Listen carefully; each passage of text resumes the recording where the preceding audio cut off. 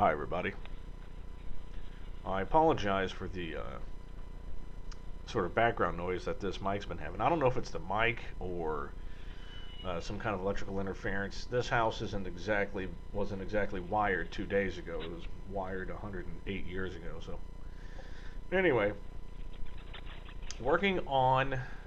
So over the weekend we had a nice flying club. Our flying club had its seasonal club meeting. Everything went well. And I was able to use the flare tool of one of the members to get my fuel vent line done. So now, today, before I can insert that fuel line, I have to make sure that all the shop heads on the inside of the tank are covered. You'll see that I'm using a popsicle stick. My best way to deal with this is I load up the tip of the popsicle stick with a lot of sealant. Then I go in, I touch the top of a shop head. And that basically, once it makes a connection, once your sealant has touched something, it will start wanting to be on that. Basically, it's that sticky. So as you pull the popsicle stick away, you'll notice that some sealant's going to stay behind and basically form a rope. So you just kind of move it up and down, and every time you do that, you deposit that rope onto the top of the shop head. And you want just enough so that you've got more than enough to cover the very top and all around the sides.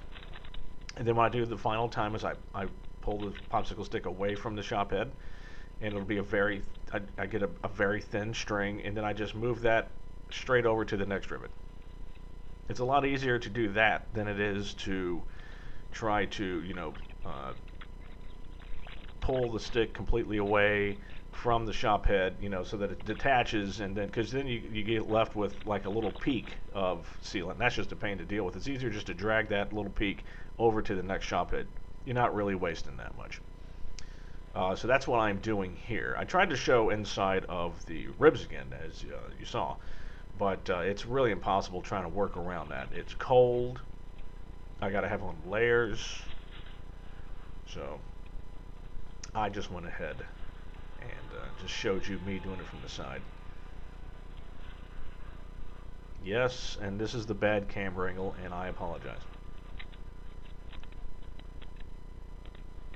But with the new camera, it's not really that bad. If the entire outside was being shown, it wouldn't really be that bad. You can see the camera adjusts very quickly, and I like that. So anyway, yeah, just I'm going through all of the rivets on the inside of the tank. I want to make sure they are all supremely good and covered. And now I'm going to rivet on the top interior inboard half of the rib.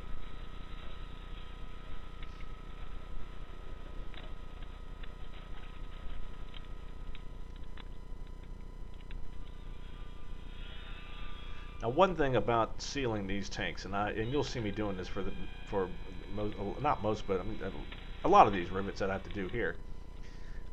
This thing is tight. You know what I'm saying? It's that skin and that rib, that shit is cock stiff. If you know what I'm saying. I mean, it is tight. So tight. I mean, when I had it on without sealant, the rivets would slide right through. You start trying to squeeze sealant in between a rib and a skin and then stick a rivet in there, it's just not happy. The alignment is off by just a micron. So it just needs a little love tap, and the rivet just pops right on in. The two, don't forget, now most of those are 3.5s. Don't forget that the two that,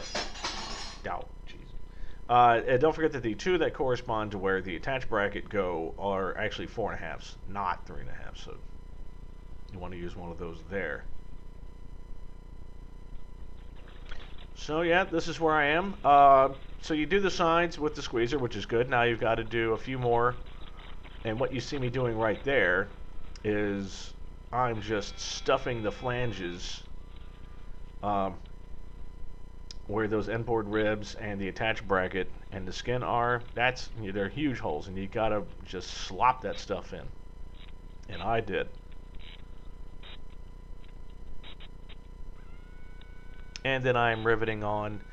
It's a little bit of a pain. So the one in the corner there, I'm having to rivet everything on. There's 6 dome head rivets that you need to put in, and it's impossible to get the offset underneath it, so you have to go and use that big long offset on the top. The problem is then getting a bucking bar underneath.